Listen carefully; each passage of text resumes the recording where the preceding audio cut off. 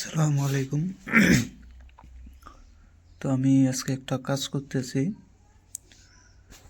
একটা কাজ সমাধান করছি। এই যে এটা ক্লিয়ার করছি একটা, আর একটা ক্লিয়ার শেষের দিক হয়ে গেছে।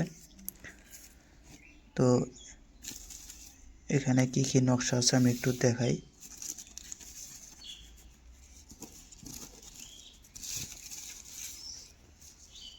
কি কাজের জন্য কি কি কাজে ব্যবহার করতে পারবেন।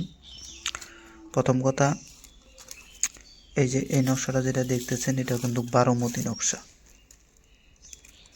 এটা হচ্ছে 12মতি। হ্যাঁ, এটার কাজ মেলা। এই যে দেখেন, আমি দেখাইতেছি। এই যে এগুলো হচ্ছে 12মতি নকশা, অনেক বড় হবে। তো এটার কাজ হচ্ছে এক খালি 12মতি দিয়া এর সাথে আপনি 4 কলবু, সূরা ইয়াসিন, হ্যাঁ 33 আয়াত দিতে পারবেন না, সূরা ইয়াসিন। যদি বশীকরণ করতে চান তাহলে এই 12মতি নকশা দিবেন। আর কি কি দিবেন আমি দেখাইতেছি। এই যে সূরা ইয়াসিনটা দিবেন। 4 কলবুটা আমার শেষ হয়ে গেছে। এটা 4 কলবুটা শেষ হয়েছে, না হলে আছে এখানে, হয়তো এই যে এখানে আছে।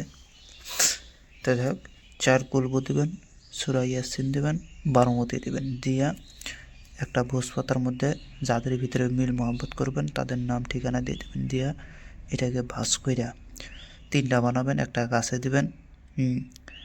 3টা শুধু আপনি গাছে দিয়ে দেন, কিচ্ছু করা লাগবে না, খালি 3টা গাছে দেন, 7 দিন অপেক্ষা করেন, দেখেন আর খেলা।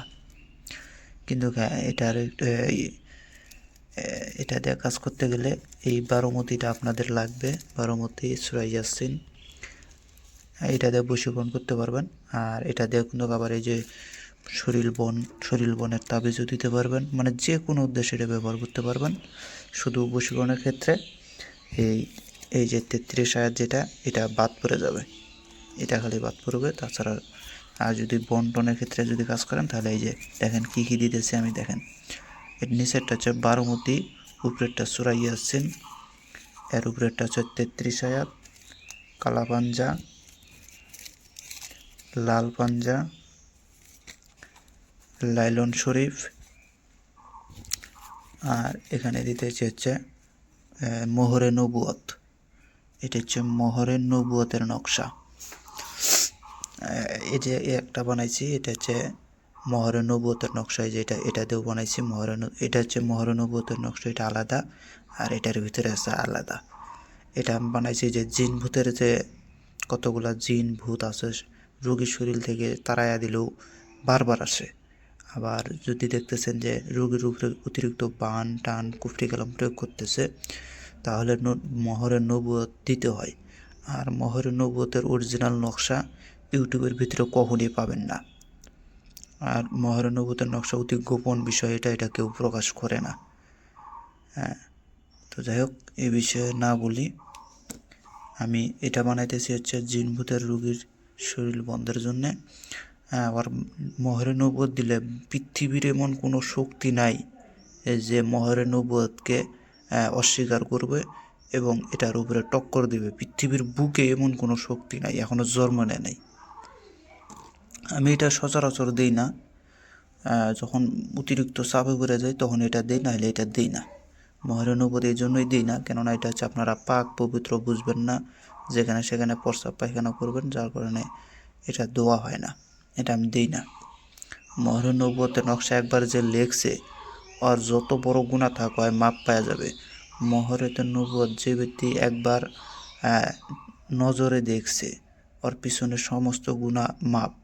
মক্কা হচ্ছে 70,000 বার মক্কায় গেলে যে নেকি হবে, সেই নেকি আপনি পাবেন।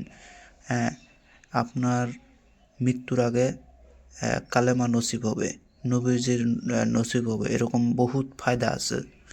জাহান্নামের আগুন আপনাকে গ্রাস করতে পারবে না, মেলা ফায়দা আছে ভাই, এগুলা এত কিছু বলা যাবে না। জিন ভূতের বাপ হয়ে দাঁড়াবেন। তো এগুলো, এটা হচ্ছে এটা বানাইতেছে হচ্ছে বাড়ি বনের জন্য। একটা তাবিজ খালি দরজার মধ্যে লাগিয়ে দেবো, ওই ঘরের ভিতরে কেউ জিন ভূতের বাপও ঢুকতে পারবে না।